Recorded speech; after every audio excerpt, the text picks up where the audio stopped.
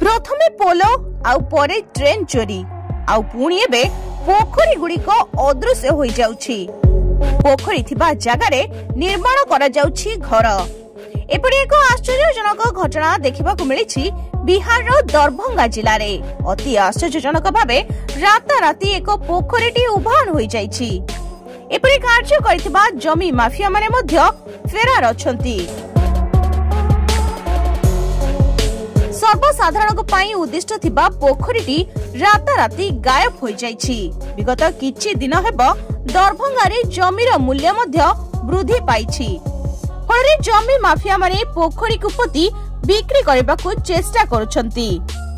जेतेबेले पोखरी पोतिबा आरंभ होइतिला स्थानीय लोक माने अभियोग करथिले ओ परे एहाकू बंद करा जायतिला। किंतु रातिर अंधकार रो सुजोग नै जमी माफिया माने पोखरी पोती सेठारे घर निर्माण करदैछंती। एपरि अभावनीय घटना गत किछि दिन हेबो बिहार रे देखिबाकू मिलुछि।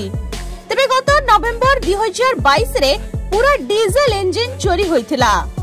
आउ किछि दिन पूर्वे 60 फुट रो ब्रिज राताराती चोरी होई जाइथिला।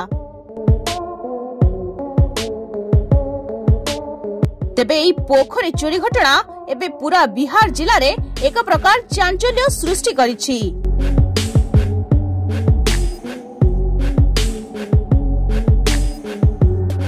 Bureau report Dinalipi live.